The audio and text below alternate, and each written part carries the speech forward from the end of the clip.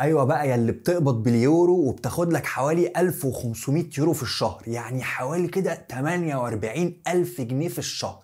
يا نهار ابيض على الناس اللي عايشه في المانيا اللي بيقبضوا باليورو، اللي عايشين احلى ايام حياتهم. التفكير ده غلط جدا جدا جدا، وابعد ما يكون عن الحقيقه. تعال افهمك، اللي بيقبض باليورو واللي بيصرف باليورو ده، اللي هو ممكن يكون في الاخر انت اصلا بتاخد فلوس اكتر منه، عايش حياته ازاي. تعال اقولك على تكاليف المعيشة هنا، عشان لما يجيلك وظيفة ويعرضوا عليك مرتب ما تتخدعش بالرقم، ما تتخدعش ب 48 الف جنيه ده كده انا ملك حياتي. لا، الموضوع ليه شوية تركات كده. ممكن بعض الناس يبقى بيدفعوا فلوس عشان يعيشوا هنا، مش ان هم معاهم فلوس كتير وعايشين احلى ايام حياتهم. المغترب اللي عايش في المانيا او اللي عايش في امريكا او اللي عايش في اي بلد في الدنيا، مش بالضروره ان هو يكون غني، ومش بالضروره ان هو يكون عايش احلى ايام حياته. في ناس مغتربين بياكلوا عيش وجبنه كل يوم عشان هم مش عارفين يشتروا لحمه ومش عارفين يشتروا فراخ ومش عارفين ان هم يعيشوا حياه عاديه. مش معنى ان الواحد مغترب ان هو عايش احلى ايام حياته. في ناس مغتربين طلعان عينيهم بس ما عندهمش اوبشن ان هم يرجعوا بلدهم، فغصب عنهم مضطرين ان هم يقعدوا. تعال اقول لك الارقام بالظبط، اقول لك اللي بيقبض كام، بيصرف كام، بيعمل ايه، عشان لو انت جاي لك فرصه عمل انك تيجي المانيا تحسبها صح قبل ما تيجي، عشان ممكن تيجي وتضيع وقت وفلوس ومجهود وترجع تاني مصر. بسم الله الرحمن الرحيم. تعال ناخدها على هداوه كده. نفترض ان في واحد بيقبض 1500 يورو، فانت تيجي تحسبها تقول ال 1500 يورو دول يعملوا لهم حوالي 48 الف جنيه. هلا هلا هلا، وقف يا عبد الله، الموضوع مش كده. ال 1500 يورو دول بيتخصم منهم تقريبا حوالي 20% ضرائب متوسط. طبعا في ناس بتقبض اكتر من 1500 وفي ناس بتقبض اقل من 1500، بس بتكلم على المتوسط. متوسط حد لسه واصل ومتوسط حد لسه في بدايه حياته. متوسط ال 1500 دول بيتخصم منهم حوالي 20%، بسم الله الرحمن الرحيم، ضرائب. تخش على البند اللي بعده، عندك الايجار. ايجار شقه صغيره، ايجار استوديو، شقه مشتركه، بتتكلم في ايجار بتلعب ما بين 600، لو انت بقى بتتكلم على اسره ممكن توصل ل 1000 و 1200 يورو. شقه صغيره او شقه مشتركه 600 500. شوف، في لوكشه اتغرفت كده من المرتب. عندك التلفزيون اللي هو 20 يورو اللي بيدفع غصب عنك، عندك النت، عندك مصاريف الموبايل، مكالمات، عندك الكهرباء، الميه، كل الكلام ده يحسب له على بعضه برضه ايه 100 200 يورو. عندك بعد كده الاكل والشرب، ما انت محتاج تاكل وتشرب، وهتاكل وتشرب اقل حاجه ممكنه. هتقلل اللحمه جدا او مش هتاكل لحمه اصلا، هتقلل الفراخ جدا، هتحاول تاكل الحاجات اللي عيش وجبنه عشان تشبع نفسك. هتلاقي نفسك في اخر الشهر دافع 100 150 200 يورو. عندك بعد كده مواصلاتك، هل انت ماشي بعجله فانت هتحتاج انك تشتري عجله ب 50 ب 100 يورو. هل انت بتركب مواصلات، الدنيا بعيده عنك بتركب مواصلات، بتدفع لك 100 يورو في التذكره بتاعت الشهر اللي هي جوه المدينه بتاعتك، او 200 يورو بالمدن اللي حواليها. انت لو حسبت الكام 100 يورو اللي انا عمال احكي لك عليهم دول، هتلاقي ان انت متبقي لك في الاخر حوالي 50 يورو زياده في الشهر. انت ما بتاكلش بره، انت ما بتعياش، انت ما بتخرجش، انت ما بتشتريش اي حاجه. يتبقى لك 50 يورو يعملوا حوالي 1500 جنيه. قول لي بقى، اعمل بيهم ايه ال 50 يورو دول؟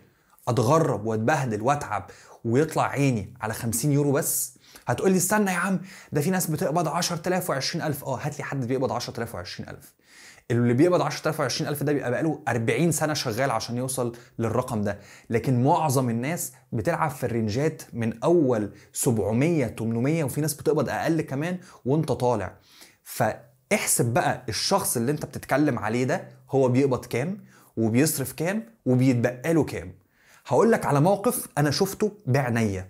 داخل السوبر ماركت عند المحل التركي اللي بيبيع لحمه، اب لابس محترم جدا وشكله حد فعلا محترم، لبس محترم وشكله نظيف جدا، ومعاه طفلين صغيرين.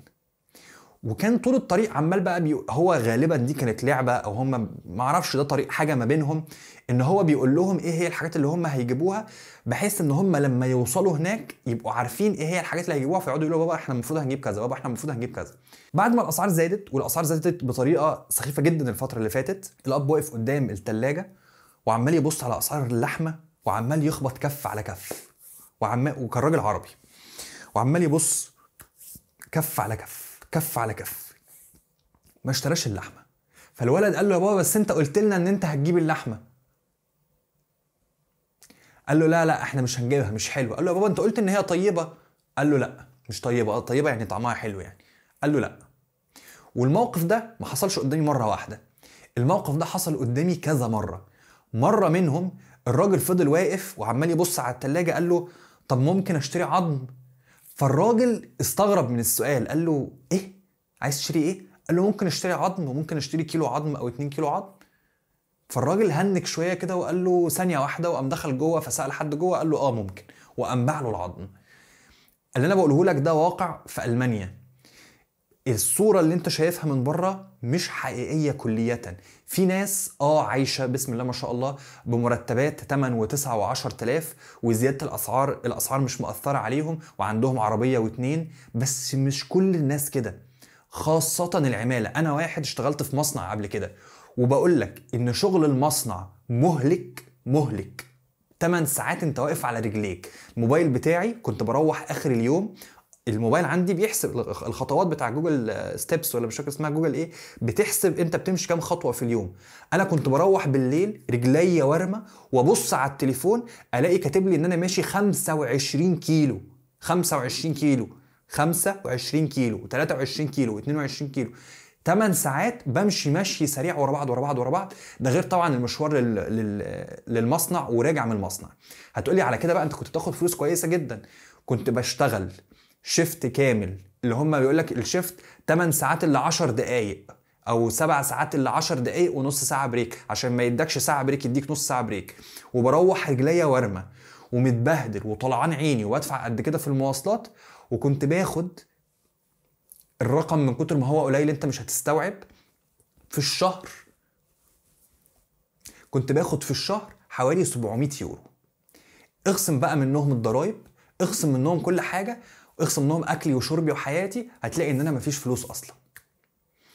اللي عايز اوصله لك ان الشغلانات المنتشرة في الاول، سواء بقى مصنع، سواء بتوصل حاجات، سواء الناس اللي فراندو بتوع العجلة اللي بيوصلوا الاكل، بتلاقي الواحد راكب العجلة وعمال يلف يبرم طول اليوم بالعجلة بيوصل طلبات اكل للناس. تسأله مرتبك كام في اخر الشهر، يقول لك بقبض 1000 يورو. اللي عايز اوصله لك انك انت ما تحكمش على حد من بره، ما تحكمش على، بقول لك ايه، ما تحكمش على حد اصلا. مش من الصح ان انت تحكم على الناس. ده لو انت شخص بتحكم. لو انت شخص ما بتحكمش بس بتشوف في ناس تانية بتحكم، لما تشوف واحد عمال بيقارن ويقول لك ده بيقبض كام وانا بقبض كام وبتاع، قول له انت ما تعرفش حياته هناك عامله ازاي، فبطل المقارنات دي. قد يكون هناك شخص عايش في مصر بيقبض 5-6 آلاف جنيه يعيش حياة احسن من شخص هنا بيقبض 1000 يورو. المقارنة غريبة بس صحيحة. في جوانب تانية في المقارنة، في جودة التعليم، في التأمين الصحي، لو عييت فانت ضامن ان التأمين هيغطي، في حاجات تانية، جوانب تانية. بس انا مش بتكلم على الجوانب التانية دي، مش بقول ان مصر احسن من ألمانيا، ولا بقول ان ألمانيا احسن من مصر. في مقارنة كبيرة طويلة عريضة ممكن نقعد نعملها ونشوف اني احسن في ايه. بس بتكلم بس على الجانب المادي، لان في ناس كتير جدا جدا جدا تقعد تكلمني في الحتة دي، وانا بقى اول ما اجي هعمل وانت عشان عايش هناك بتعمل. غلط غلط غلط. الله أعلم بحال كل واحد فينا، فما تقعدش تحط نفسك في مقارنات مع حد تاني. قارن نفسك بنفسك، قارن نفسك امبارح بالنهارده، بقيت أحسن ولا لأ؟ لو بقيت أحسن يبقى أنت ماشي صح.